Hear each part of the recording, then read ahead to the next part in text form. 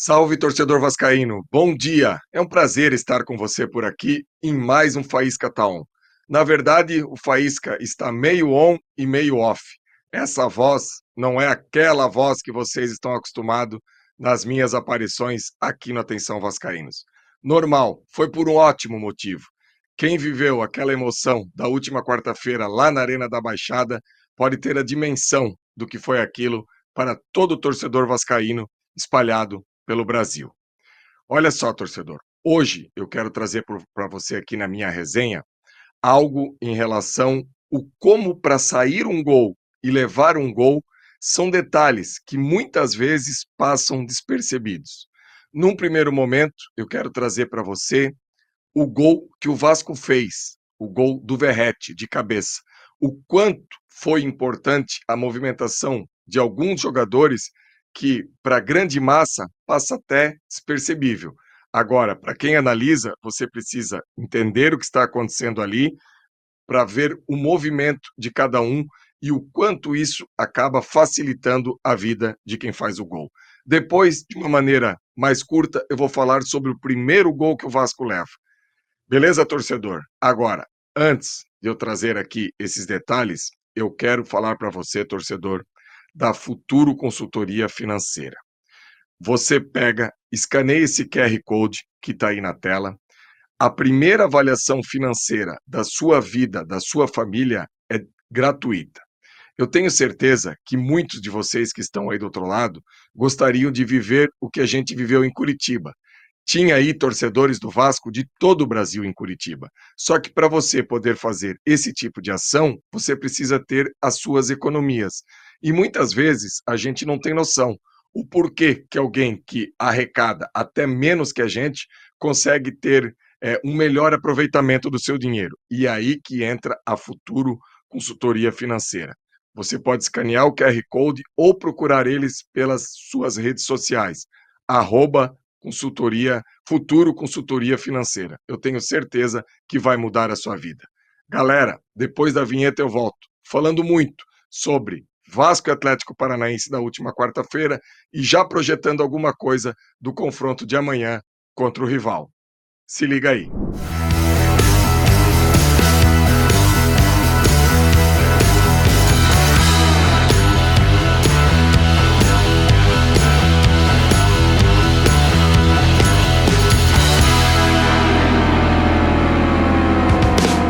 Então, torcedor vascaíno, antes de eu colocar a minha prancheta aqui para funcionar e trazer alguns detalhes para você, eu vou falar da boas-vindas da Betfair. Você que gosta desse mundo de apostas e ainda não conhece a Betfair, faça um favor, escaneie aí o seu celular nesse QR Code, que ele vai jogar você direto para a página da Betfair.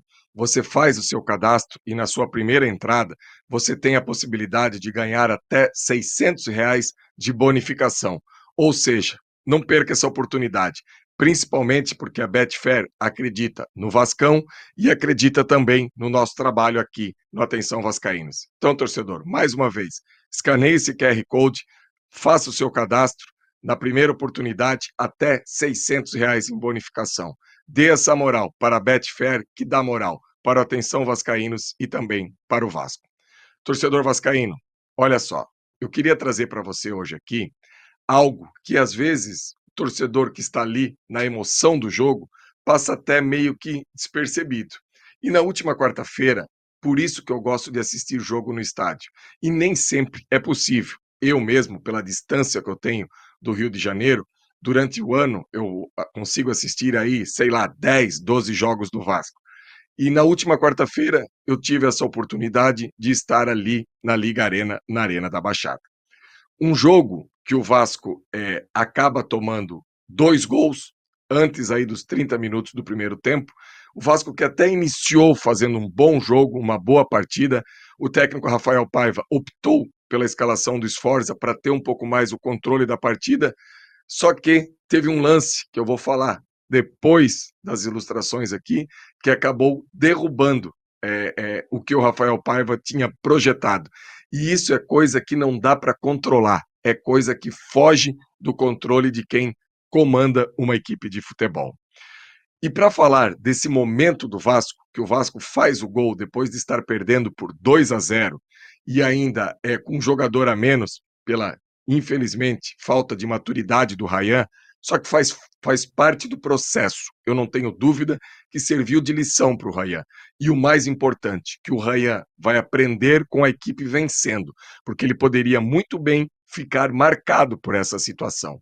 Então, eu vou pedir para o Igor colocar aí na tela, fazendo favor, o início da jogada do gol do Vasco, a origem. Se você, torcedor, perceber, olha só, primeiro vamos contar aí quantos jogadores do Vasco a gente tem na tela.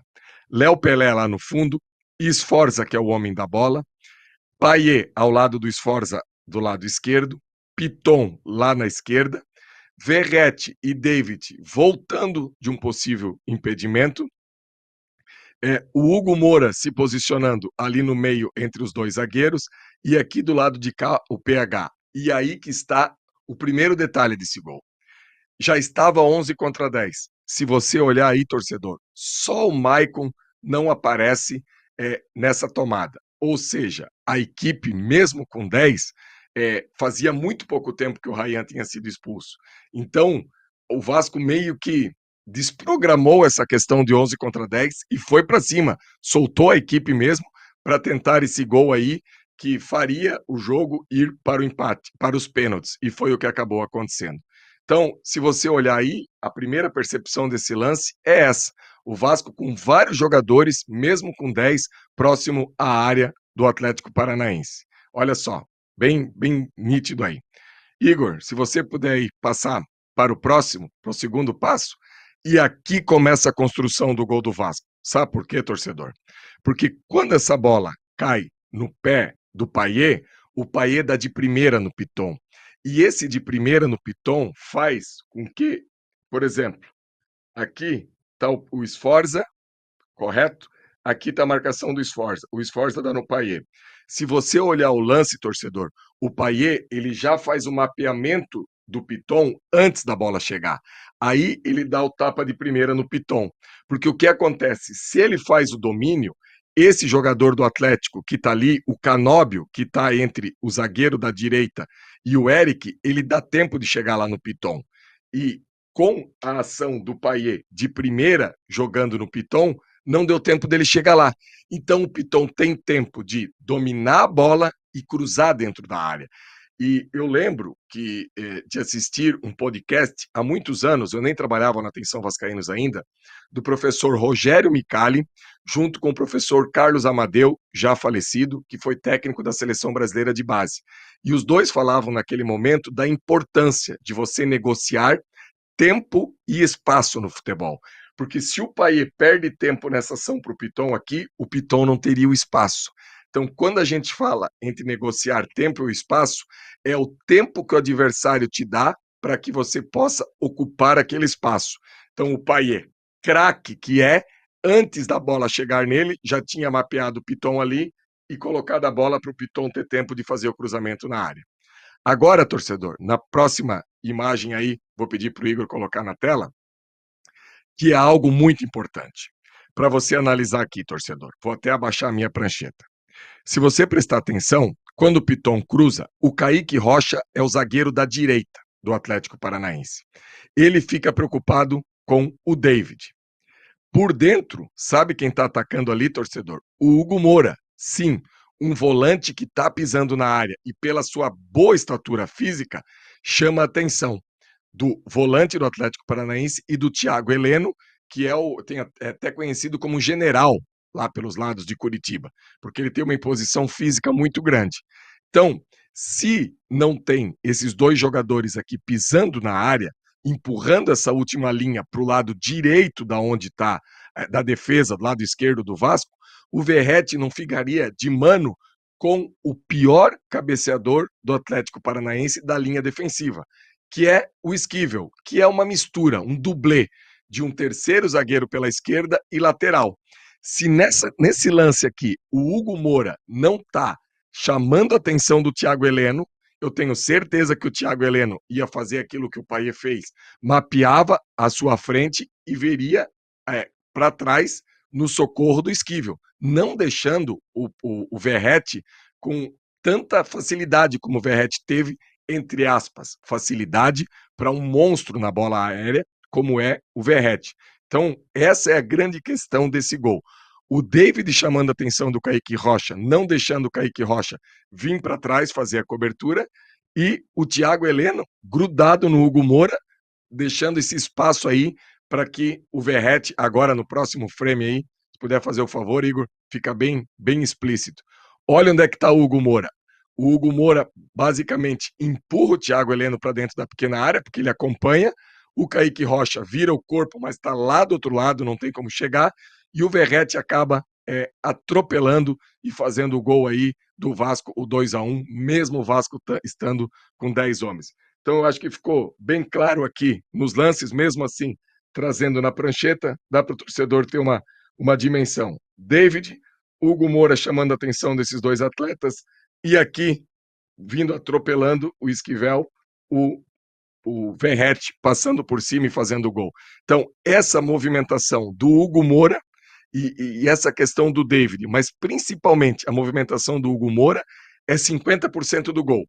Os outros 50% lá no início da origem, quando eu falo do Payet mapeando o Piton de primeira já, para que o Piton pudesse ter tempo para ter capricho no cruzamento.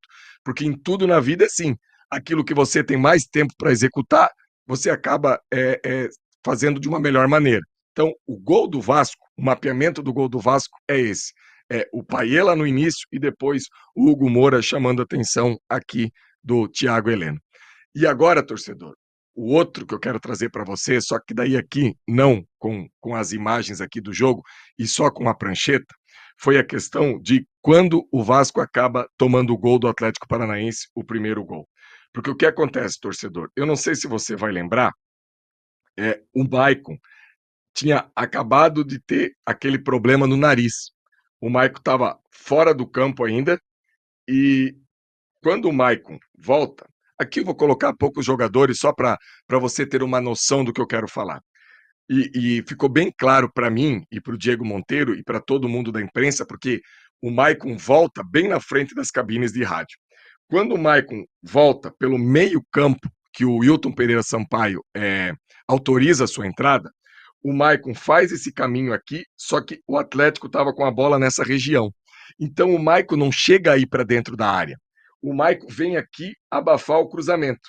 E se você prestar atenção na hora do gol, torcedor, o Hugo Moura vai fazer a do Maicon, o Piton, preocupado com essa linha, com essa ausência, já cai para dentro da área, e quem surge para tentar abafar aqui, sai correndo, porque a linha está quebrada, é o Léo Pelé. Ele sai desse posicionamento da esquerda e vem para cá. Eu não tenho dúvida nenhuma que, como foi uma bola da lateral, diferente do segundo gol, que é uma bola que vem daqui buscando as costas do Piton. Aliás, o Vasco precisa corrigir isso, porque o Vasco sofreu 2 gols nesse confronto contra o Atlético Paranaense dessa maneira, sempre essa inversão nas costas do Piton. Então, o Vasco precisa compactar mais essa linha para que o Piton possa ir mais para a esquerda. Só que o lance do primeiro gol é uma questão de ajuste pela ausência do Maico aqui dentro da área. Se o Maico tivesse aqui no posicionamento dele pelo lado direito, o Léo estaria mais para cá e o Piton estaria mais para cá. Eu não tenho dúvida nenhuma que o Coelho não teria a liberdade que ele teve para dominar e bater. Lembra lá da análise do gol do Vasco, torcedor? Quando eu falo da questão do podcast do professor Rogério Micali e do professor Carlos Amadeu? É por isso. Futebol é você negociar o tempo e o espaço. O jogador do Atlético ficou com espaço, teve tempo para dominar e acabou fazendo o gol aí no Vasco. Torcedor, dito isto, trazendo essa ilustração do jogo da quarta-feira, agora é pensar foco total no duelo de amanhã. A gente sabe que é uma partida muito difícil, a gente sabe que o rival tem um elenco que, mesmo desfalcado, ainda tem muitos jogadores disponíveis com qualidade. O técnico Rafael Paiva tem que ser inteligente suficiente para entender que vai precisar de uma equipe com posse para não oferecer a bola a todo momento para o rival, e vai ter que ser uma equipe com muita pegada, porque se deixar esses jogadores no meio, com criação deles, terem o tempo e o espaço, vai acabar aí complicando muito para a equipe do Vasco. Agora, eu tenho certeza que o Rafael Paiva vai estudar muito essa equipe do rival e vai levar a campo a melhor equipe do Vasco. Tem males que vêm para o bem. O Payet, que estava muito bem na partida quarta-feira até o intervalo, jogou só 45 minutos. Então eu tenho certeza que estará muito apto para poder ajudar a gente nesse confronto de amanhã. No mais, eu acho que continua Sforza e Hugo Moura. O Matheus Carvalho, em algum momento, pode ser útil também. Lá atrás, continua o desfalque do João Vitor. Deve manter aí Maicon e Léo. Tem a questão do Maicon, do nariz, que ainda está sendo de alguma maneira, se vai ter uma boa condição ou não vai ter, enfim, a gente precisa aguardar aí para saber como que vai ser desenrolar. PH de um lado, Piton do outro, e no mais, é isso que a gente espera para o confronto de amanhã. Beleza, torcedor? Espero que você tenha gostado desse material de hoje. Por favor, deixe o like. Todo mundo que está me assistindo aí tem pelo menos um grupo de Vasco. Compartilhe nas suas redes sociais para continuar fortalecendo o nosso trabalho aqui no Atenção Vascaínos. A gente se vê novamente amanhã no pré-jogo aqui. Tamo junto, galera. Like, compartilha. Um abraço e até amanhã. Valeu! Todo dia no Supermercado Boa Sorte tem promoção para você. Tem a segunda da limpeza, a terça do hortifruti, quarta da carne, quinta do laticínio, sexta da feijoada e no sábado e domingo o especial do churrasco. Qualidade, atendimento e melhor preço para você. Supermercado Boa Sorte com 2 filiais. Uma em Jaconé, Avenida Beira-Mar, sem número, Rua 96 AC. E a outra na Estrada da Praia Seca, 12.080, Praia Seca, Saquarema. Supermercado Boa Sorte em tudo. Boa sorte na vida.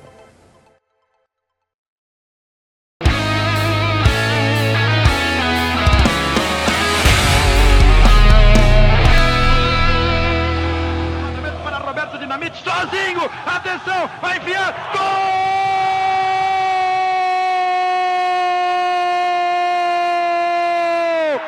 Que golaço maravilhoso do moço que mora em Caxias!